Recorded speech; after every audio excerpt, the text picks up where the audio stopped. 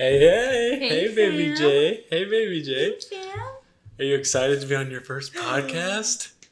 Your very first one. Dude, he is a natural. Baby J, say something. Oh, this dude's got stuff to say. Hi, mister. You got slobber all over. We haven't done one of these since the day before he was born. This is a big moment. Yeah, it is. So and he is 5 months old. Yeah. 5 months and like a week and a week. 5 months and a week. Not a week. I was thinking about calling this one. Well, I don't know. We can decide that later. But it's like so much has happened in the last 6 months. Hey, are you even listening? Are you listening? This is not playtime. This is podcast time. Oh my gosh, we're never gonna get there. This is so cute. I was thinking about calling it like a decade of decisions in 6 months, or something like that. Because it's like life changes. I don't know. Because I don't even know where to start. Life changes. Life comes at you fast. Featuring Baby J. Man and woman have a baby. Tiniest baby ever. Cute. He's also really great. That's a good one. That's a really breaking news. This just in. Hey, tiny man. Okay. Yeah, last time we talked was right Baby. before we went to the hospital. That was the night before. The night right? before. Uh-huh. Yeah, we did a podcast. We actually haven't posted that one yet. We haven't said anything to each other ever since. Yeah, this is the first It's been time 5 seeing months. you. It's nice to meet you, Baby J. So a lot has happened since then. If we rewind the clocks to back when you were still pregnant, I was still in school, so I graduated, which was really big. Graduated on like the 2nd. Baby J was born on the 4th, and then Crazy. That was Yeah. a crazy weekend. Yeah, that was a crazy, Time very warp. full, very awesome weekend. I'm just setting like an outline, Good. because we have so much that's happened. It Baby J had his first burp. He had his first. was a good one too. He got a tricycle today. He did. He got the tiniest tricycle ever from my Aunt Amy. So it's October 14th, 2020. The last one we did was on May 3rd, which was. It was like No, yeah, because we were in the hospital for a couple days. We'll have to go into all of that. We have to go into the birth story. we don't have to go into I think, all of it. Not Nobody wants to hear all of it. We should go into Baby J. Excuse me. Baby J, you're hurting our Excuse equipment. He just wants to be a podcaster, Daddy. He's got his eyes on the microphone. So we can go into Baby J, the whole birth story, because that is an eventful, exciting / scary story. Traumatizing. Graduation, moved to Arizona, bought a house, that whole crazy process, remodeled the whole house, and then got our first Airbnb, and then got our first tenants, and had a ton of Bahama bucks. A lot of shaved ice. It's been a really big summer for us. Am I missing anything else that like big? It has been crazy. It's kind of weird now to not have like huge things we have to think about, except for just like his life and livelihood and stuff. Yeah, it's fine. Yeah, it's been a lot, and it's been kind of nice. We got a promotion at work. Yeah. I came back to Arizona and I'm closer to my client base, and so it's been a really good change for us. I know COVID has been really hard for a lot of people, but for us it's brought some really good reminders of what's really important and given us more time to be together as a little family, and has reminded us what we really actually like, what we really actually want to be doing, spending our time on. And I'm grateful for the time that our normalcy, when our normalcy was already kind of thrown out the window, we were really given an opportunity to find a new normal. Yeah. I mean, like you said, so many people have had so many bad things happen, and I completely understand that. You know, people that have kids that are in school, and then the mom and dad have to take care of the kids, and with their work, and people have lost their jobs, and like people have died, and there's all this terrible stuff. We have been very blessed, very lucky. Not only has it not affected us too negatively, now there have been negative things, yeah, but for the most part, it's actually benefited us in the sense that you're right, we've got to spend time. It's mostly just in the time category. Yeah, time at home. And perspective. Yeah, time and together, I think time with baby. everyone feels that way too. We ache for the world. But yeah. It's been great to get a little closer at home. And I think there's a lot of people that have been affected negatively. I also think there is a ton of people who haven't been affected at all, but want to kind of ride due to COVID, you know, they're like, there are people that have anxiety, and there are people that have like depression. There's people that are struggling with all different things. But I swear, there's so many people whose lives haven't been affected who are just like, oh man, in these perilous times. It's like, well, like, I don't know, count your blessings. Some people have it much worse. It's not perilous for everyone, you know? I mean, it's a weird time because our world right now is pretty small. You know, we see what's inside our four walls, and then like what is going on in our individual families, and then the few friends that we see. Yeah, the two friends we've seen in the last 6 months. And so. And that's not true, but. Well, but kind of. I mean, with.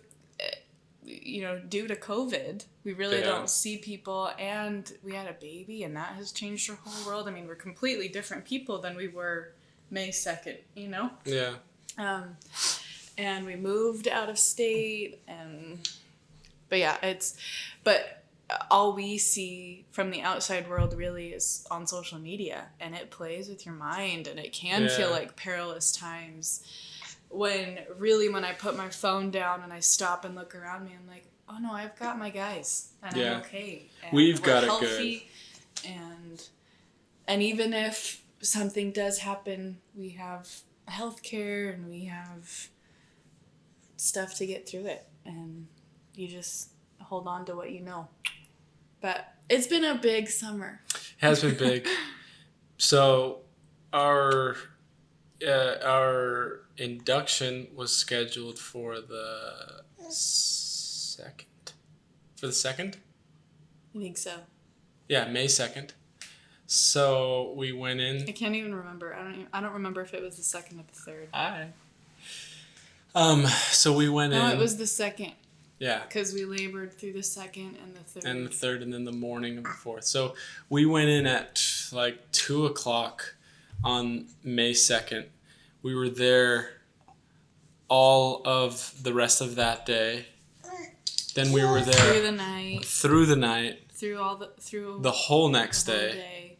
And then on the 4th at 11:30 in the morning. 11:48. 11:48. Baby Jay was born.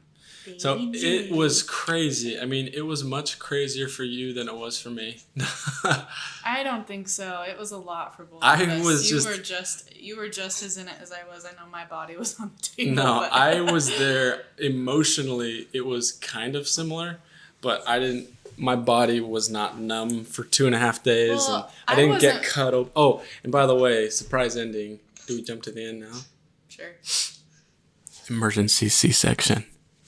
Dude, they're so common. It's not a secret. It's totally. Well, yeah, I know, but Baby Jay. Who is that? Do you want this? So I'm trying to think back, like the little details. We went in the first day. You don't need all the little details. We labored for. We went in and they gave me some medicine. Well, they hooked me up to the monitor and they were like, oh, you're in labor. And I was like, what? Because we were It was an induction just too, planning so on like being induced and starting labor then, but my body was having really strong contractions, and I just thought they were really strong Braxton Hicks, but apparently they were the real thing. But they weren't very productive, and they stayed unproductive the entire time we were there. So I didn't dilate like at all. I was still like glued shut after like 36 hours, and so they tried lots of things. well, it's kind of worst case scenario because they give you, when you're being induced, they give you certain medication like Pitocin, right, to open you up so that baby can come through.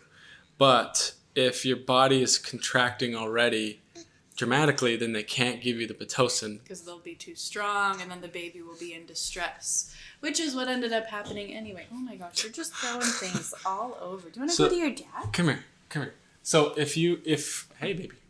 So basically, if we would have had no contractions, we could have taken the Pitocin, and then baby would have just come.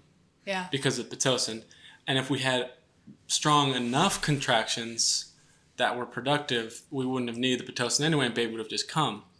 But it was like really strong contractions so that we couldn't use Pitocin, but not strong enough to bring baby. So we're just like sitting there having contractions. That's almost accurate. The contractions, the doctors said, were the strongest contractions they had ever seen, like on the monitor, which I don't really know what that means. And if they aren't productive, are they really that strong? That's right. But so not the strong, it was not the strength, it was the... My body was not working properly. That's right. Yeah. My body was not really listening to what baby was trying to tell Baby, you just gotta be louder. Speak up. I was not opening, which is not great. So we had some really good wins and some really low lows. The nights were the worst. The two nights we spent laboring were really rough. And you got when did you get the epidural? Because you had to sit there for like, wasn't it day? Yeah, they couldn't give me the epidural until I opened a little bit, and so I had to manually open, which was like and the I was worst. in pain. Hey. Yeah, the methods that they used to try and open me up, which St. Mark's Hospital was great. They tried every opportunity to let me go through the process of birthing this baby, and they tried to do things as naturally as they could, which if you've watched previous videos, I wasn't that worried about it. I was really wanting to get the hospital experience because that was more calming to me than feeling like I was at home. I don't know why, but I just wanted to feel like we had the right medical care at our fingertips. So we were really lucky with St. Mark's Hospital that they consulted me about everything and made sure that I felt good about where we were. And after a certain point, I was just like, I want to get this baby out. So whatever we can do. And I'm a lot more educated after doing it than I was before. And it'll be interesting to see what we'll do next time. But we basically... What in the world, dude?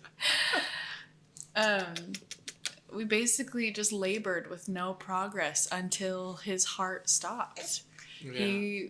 Because of the contractions, he was being squeezed in so tight. That's kind of what happens with contractions, is they squeeze your baby down into the birth canal, and then they stop and let up to let your baby kind of work its heart rate back up and get, I don't know, breathe a little better. But my contractions were right on top of each other and really strong, and after a certain point he just couldn't recover, which I've heard is pretty common. Now that I've had this experience, I've heard lots of other women, even right around the time that I had Jay, lots of other women have had this experience where their baby just isn't getting a break. Say it into the mic. Oh no. So right before, this is just the juicy stuff, right before we ended up getting the C-section Reed and I we had just been told by the doctor that I was at a 5, which was like crazy for where we had started. We were so excited. We went from like a 2 to a 5 pretty quickly. I mean, not as quick as lots of other women, but we had just celebrated and we had triumphed because we had worked so hard to get to a 5, and we had just called my mom and told her, like, we think the baby's gonna come like in the middle of the night tonight. We're so excited. And this was at like 11:30. So then after that, because they told us, hey, you've improved from a 2 to a 5.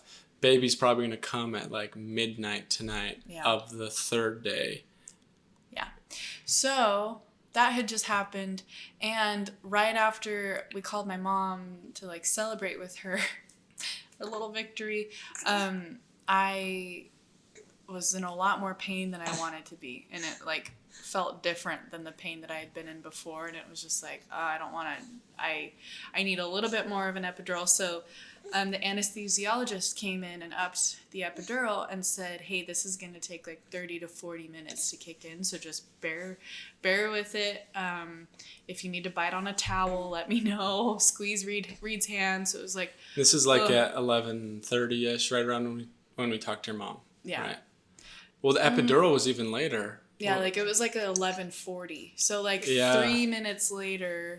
No, it was like 11:35. Yeah. And so a couple minutes later, I like start dry heaving uncontrollably, like really bad. And I'm like kind of puking. And at the same time, it felt like there were like 18 people like rushed into the room. I'm sure it was only like 3 or 4, but it seriously felt like there were a ton of people in that tiny room. And none of them were really saying anything, except for my sweet nurse. She was amazing. She was so great.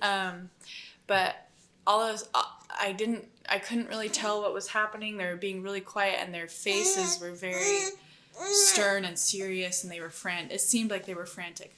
So a doctor takes my arm and shoves a syringe into it and just gives me this shot to stop the contractions because baby's heart rate was dropping severely low. We were dropping below 60, and things were getting really rough. And so they tried to stop the contractions, and they gave that a couple seconds, and when that didn't work, it was like I was lifted onto another table, and we were sprinting down the hallway, and I didn't even have a second to like look Reed in the eye.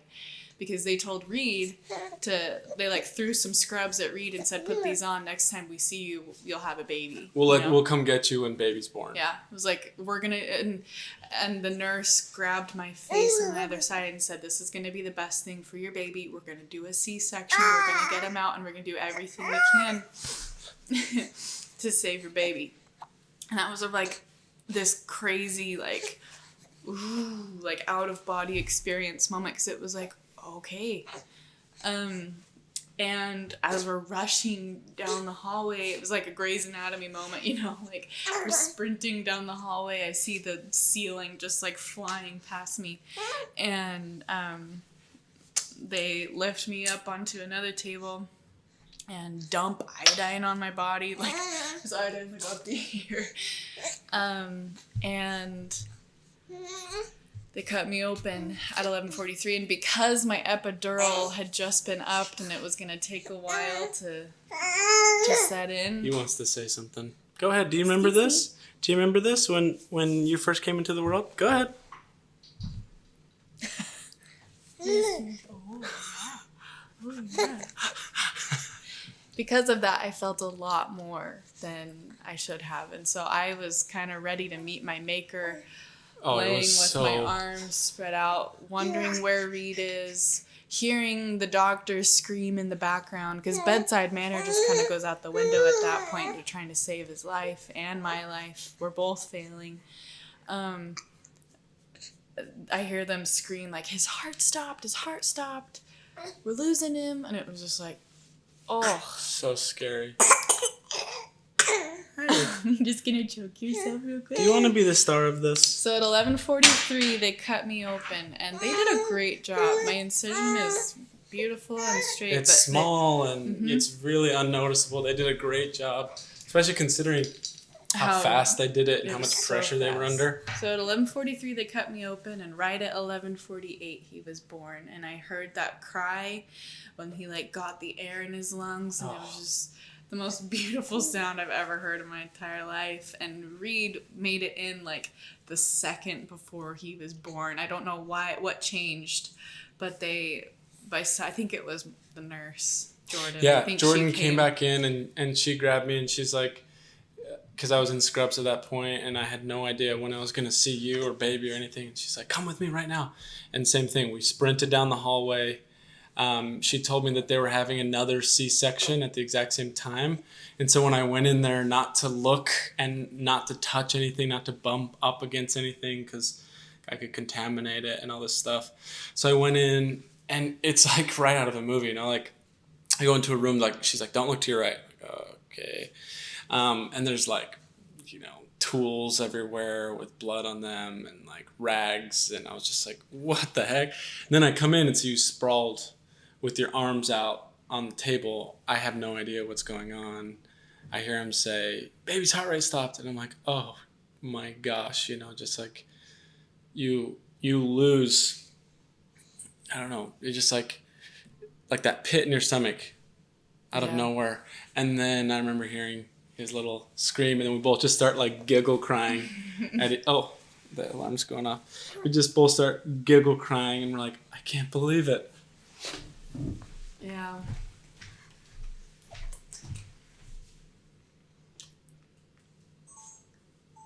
And the second he was out, his oxygen levels came like kind of shot right back up. He just needed to get out of there. He had been in distress for too long.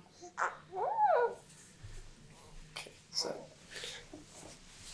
And so the second we got him out, and I don't know what would have happened if we had waited, for him to come on his own. It makes me worry to think about, the next one, if it's going to be the same thing. Do you want this? Do you want this? And then it was just bliss. It was pure bliss. After that, the worst pain I've ever been in was right after he was born. But it's such an interesting memory in my mind because it's, like Inside Out, the memories that are like tainted with blue and red, but also are yellow. Yeah. It's like my most joyful moment of my entire life mixed with the worst pain of my entire life. And I know that everyone that's given birth knows how that feels as well. I'm like searing pain on my stomach because I feel everything. Epidural hadn't kicked in yet, because they upped it, and 5 minutes later you were on the. And it's funny because you hear in the video my little whimpers, and it sounds like I'm crying like out of joy, which I was, but I was also like, oh my gosh, what is happening to me? I remember. But his face smushed next to mine. It was just the first little moment when they're like, do you want to meet your son? And so baby was born, I was still with Maddie, making sure she was okay. Excuse me, Jay. Do you need to go to bed? Oh, Dad's throwing down. Dad's pissed. And then walking in there, and like that first moment, walking in the door, that was similar. You keep talking, I'll make a ball. Okay, baby Jay, the floor is yours. We'll talk together. So that first moment, I remember walking around the corner. I still hadn't seen baby because I was behind like the curtain kind of thing. We hear the cry. We know baby's okay. All the doctors kind of like laugh, like a sigh of relief, kind of like, oh, so exciting. I turn the corner into the other room where they've got baby, and he's there. I have a video of it, but he's like covered in goop and white stuff, and I just remember looking at him being like, oh my gosh, that's what was in there that whole time. Like I could not believe it. And you always hear people talk about that moment in particular. That first moment when you see baby, and it's just like, It is so bizarre. That it's just like he's been in there, hanging out with us for 9 months. But so, I don't know, so profound and so emotional, and I just like start like laughing and trying to say hi to him, and the doctors are all talking about how tall he is, and they weigh him and everything. And I remember he had like a massive, you can kind of see he's got a cone head. But it was super bad because a super cute cone head. He had been, Maddie had been in labor for 2 days. And so, his head is getting pushed through and he's trying to come out. So he ends up being a C-section, but you can kind of see exactly on the shape of his, like on the top of his head. 5-inch circle. Yeah, perfect little 5-inch circle, and his head is like all cone-shaped. So, hey. And then once they clean him off, I go back to Maddie. They keep cleaning him off. And then the moment that Sorry.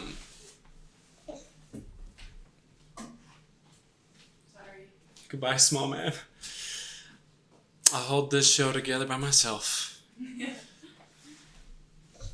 The show's a little different with the little baby. I know it is, but it's about him, so that's good. The moment that, like that big moment, like the moment you think of is when they lay baby Jay on your face.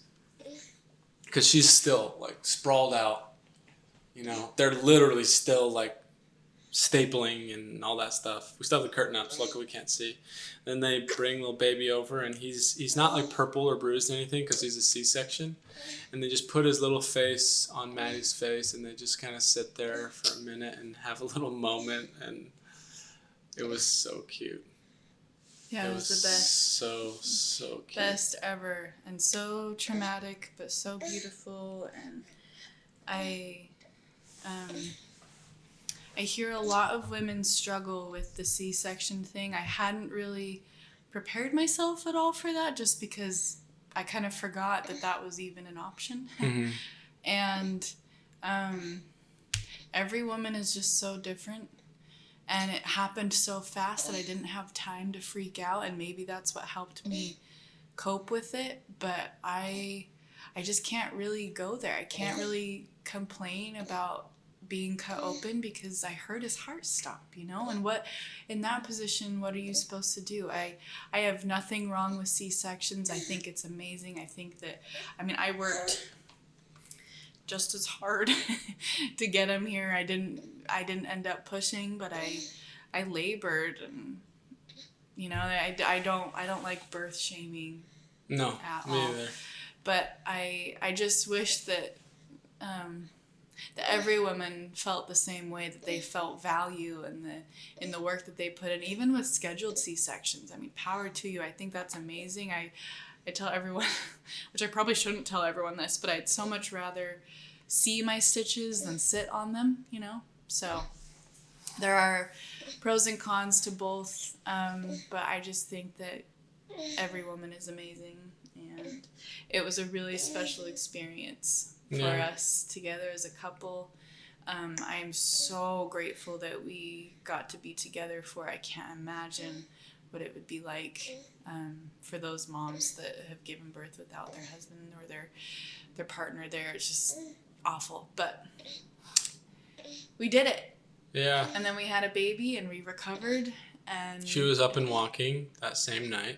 They did a great job helping me to recover really quickly, and I'm not gonna lie, I would recommend a C-section. It was great recovery. I think I had realistic expectations of myself, and it went pretty well, all things considered. Yeah. Cutting through 8 layers of muscle is no big deal. In 3 minutes, I also think unintended kind of benefit for us with COVID was that it was very intimate. Like we couldn't have visitors. And I'm sure it would have been great to have like your mom come in after and your family, but like it was kind of nice to have our little bubble. Our little piece of heaven for a couple days. I totally agree.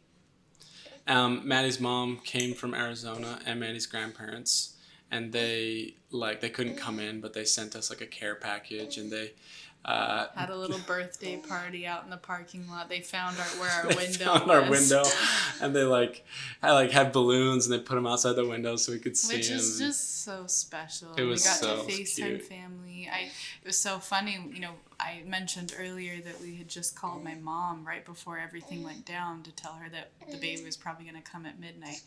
Oh yeah. And my gosh. so I FaceTimed her when everything kind of settled down. And I mean, it wasn't that long. It was like an hour that I had my baby and was nursing him. And I FaceTimed my mom, and I just had this baby, and her first thought was that I was nursing a practice baby. Just so bizarre, but she could not compute in her head how I could have the baby already. Because literally when we called her, we're so excited to be tonight. We had no indication that anything was going to happen. We call her an hour later. Baby is already completely there, cleaned off, in his clothes, in his cute little cap, nursing. And she's like, whose baby is that? What are you doing? What are you practicing on some random person's baby? And so it was just the biggest surprise, and I didn't know how to tell her other than just straight up FaceTime her. You know, I mean, how do you send that in a text? Oh my gosh. I hope that was picked up on the microphone. Nicely done, dude. Get some more? There you go. So it was a beautiful couple weeks, just recovering and figuring each other out. And figuring... He ate really well right off the bat, which is a blessing. He latched on really easy. He slept. We are so lucky. He's What are you doing? He's a great sleeper. Essentially, I'd say probably his first 2 nights at home, he didn't sleep. And then since then, aside from the occasional bad night, he slept through the night basically every night. Oh. Well, no. In the beginning, he didn't sleep through the night. He woke up. He slept in 4-hour increments. So he basically once. He'd wake up once a night. But now he sleeps through the night almost every night. Oh. He's the best boy, and I don't know what life was like before him, and I'm glad that we have those moments recorded, because it really is difficult to remember him not being a thing in our lives. So we had like 3 months in that student apartment to just... They extended, luckily, because of COVID, because I graduated 2 days before. So we were going to have to leave not too long after, but they let us stay all the way till September, which is really nice. We had always planned to move from Utah to Arizona because just the support system, having Maddie's family from here, having Maddie's family close by to help take care of baby Jay and everything. And we had wanted to get a home so we could move straight from our apartment to our first house. We've been saving for it for a long time. But the timing, it's just crazy that it actually ended up working out. Yeah, there are lots of moments along the way where you can see how the miracles came forth. It's crazy. Mm-hmm. After baby Jay was born, we've been looking at properties for about a year, and we kept coming down to Arizona. Baby Jay traveled to Arizona literally 10 times. The first 2 months. The first 2 months of his life, he knows that road so well. Oh my gosh, his first road trip. It's a lot easier when he was tiny and just... He loved it. He just loved his little car, so he always just calmed down. He loved the vibration. And he had our very first... Baby Jay, remember the first time Dad took a bath with you? Maddie took a bath with him every night, or at least a lot. And I usually just bathed him with my hands over the sink or the bath or whatever. One day I was like, you know what, I'm gonna get in with him. And first time I bathed with him, he craps his pants. Should I say he craps the bath? Gross. You crapped on Dad, huh? That's a gross thing to tell. And that's the only time he's ever done it till now. He just had to assert his dominance over me the first time we hung out. And he did. He sure did. And then our first road trip, he also crapped out of his diaper. Okay, well, so anyway. Sorry, Jay. I'm embarrassed. Baby Jay, I'm so sorry. I thought you were. Care. I thought you were proud of that. Yeah. Oh yeah.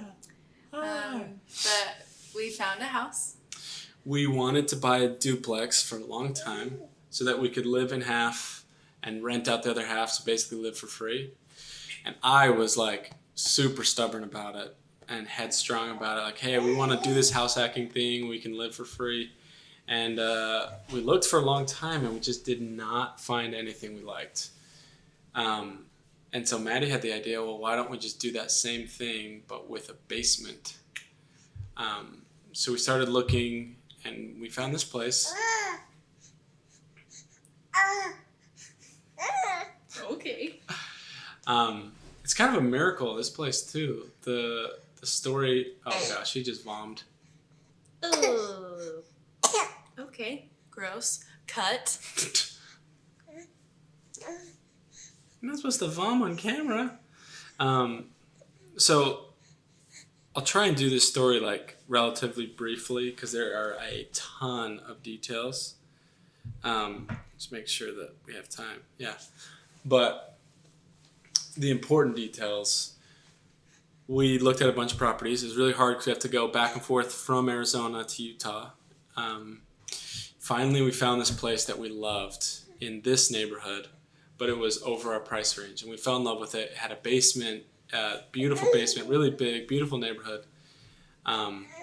But it was out of our price range. So we gave them a lowball offer. Baby man. Gave them a lowball offer. They didn't take our offer.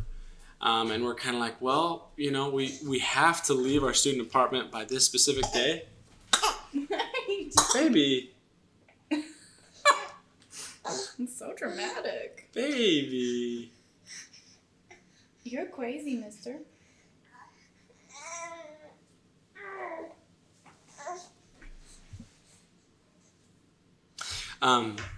We had to leave our student apartment by this specific day. So we're like, if we leave and go to a different apartment, now we have to move twice, which would really suck.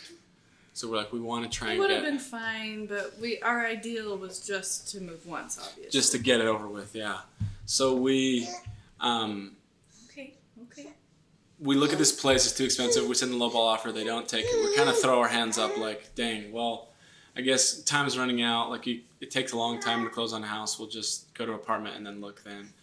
And then the next morning, I'm up early for something that I'm not usually up. And I look on the listings and one pops up. And it's literally the exact same layout. Because we're in a community, all of these houses are the same. Or at least a lot of them.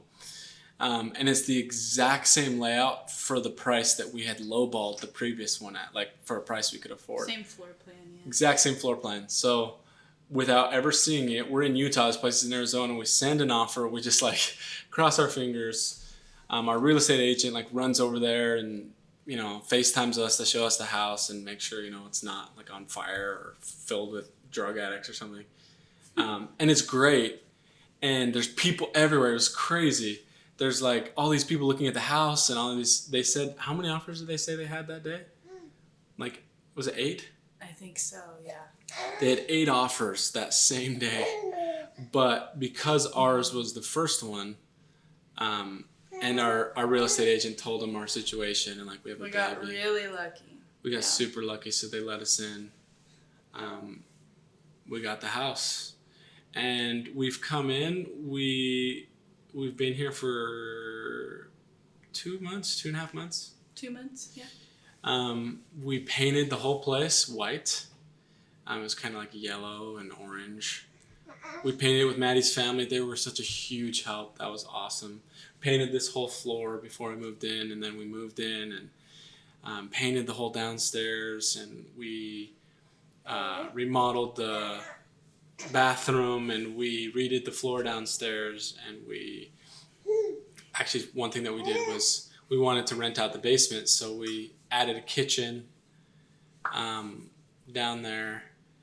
And then I was pretty stuck on the idea of renting it. And I actually thought it'd be really cool to rent it to the missionaries because they'd be like the perfect tenants. But Maddie, it again, had a great idea to Airbnb it. You're giving me way too much credit.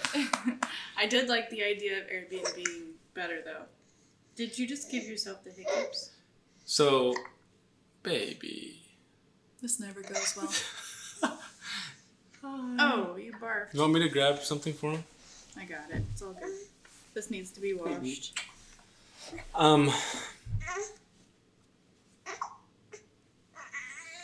Hey, you're being a little psycho. He's very excitable. So we decided to Airbnb it. The two big pros and cons.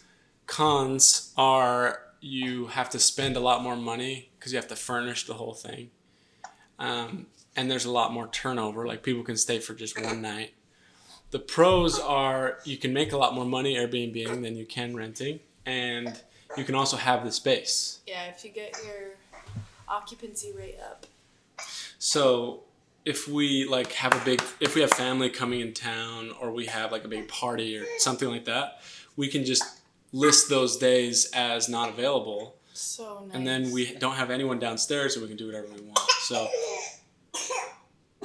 that was so dramatic. Are Mister. you okay? Cute boy. Cute boy. We're almost done, mister. We're so close. We're so close to done. Yeah. He's so cute.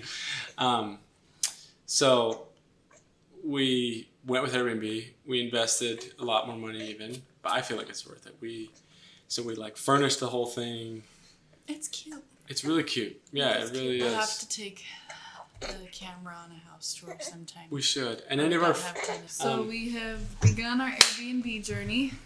Yes. So we have begun our Airbnb journey. And it's going really well so far. We have our first tenants. And there are little things that we're learning along the way, even just a couple weeks in. What's nice is our first tenants are long-term tenants too. Yeah, so. Just 2 months. And what's funny is we had already had an agreement with our current tenants before we listed it as an Airbnb.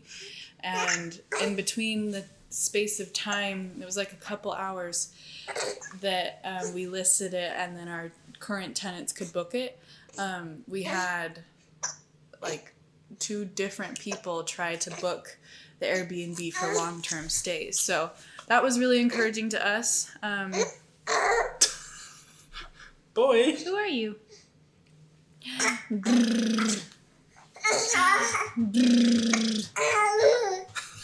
think he wants to bounce. You want me to grab his chair?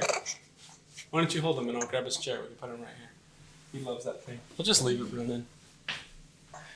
Entertainer, baby Jay. But yeah, we're excited.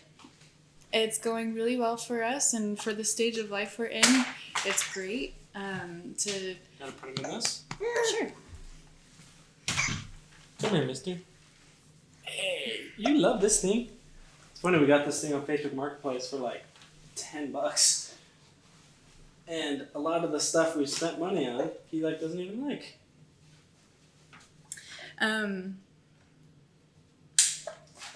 But, you know, obviously we are just barely starting this journey. Yeah, we and have a lot to learn. We've only had, you know, 1 tenant so far, so we've got a long road ahead of us. But for us to be able to pay our mortgage with what we are earning from the Airbnb is crazy, you know, and we would recommend it to anybody. It's a long process finding the exact right property for you and your situation and all of that. And if you ever have questions about, you know, the details of what we did, DM Reed or me or whatever. But it's been really good for us. Yeah. So far. It has been a huge learning experience. Like thinking about, you know, all the different things that someone could possibly need down there. And we got like all like the appliances we didn't even I had to buy those twice. You can... Okay, baby. But yeah, we're really excited about where we're headed. Had big life changes. We got a promotion because he's amazing. And we had his baby blessing. The whole family came down and everything was... we had just kind of finished up the finishing touches on the house, which is perfect, so everyone could come and stay. And yeah, it was perfect. had his baby blessing, and yeah, it's weird to go from literally like 500 square feet to this. Like our first day, I remember being in here like, oh my goodness, we can be in different rooms at the same time. Like we have a garage, we have a patio, like it's so nice it's to have so Jay in nice. his own room. And I will say that I recommend that to any mom out there trying to get some sleep. Yeah. Every mom gets to do it their own way, and I would never tell anybody how to do it. But for us, it's been so great for me to have him in his own room where I don't have to hear every little fidget, because he does. He moves around and he grunts. And it's hard. Like the first night, I remember laying there in bed, and we're just like hearing him breathe. You know, like. He's a noisy sleeper like his dad. And neither of us could sleep. And I like Googled like, where's the nearest emergency room for infants, and what do you do if he chokes? And because like the first, I don't even know, maybe even still now, but for sure the first week we're like, what do we do with this thing? Like, how do we keep it alive? What if he chokes? What if he does this? What if he does this? Yeah. I think that anxiety is actually very natural. Yeah, we're by no means, experts on anything, but we have learned a ton from the process. Back to... Oh, I'm baby. Okay, we'll be done. We're done. Oh, he just wants some attention. I'm sorry, little man. You hurt yourself, huh? That was sad. I'm sorry. Okay, we can be done. I love you, baby. I'm sorry. Will you give me the pinky? Yeah. Do you want me to make him a bottle? No, it's okay. He just had one. Well, Baby J has spoken. Cutie.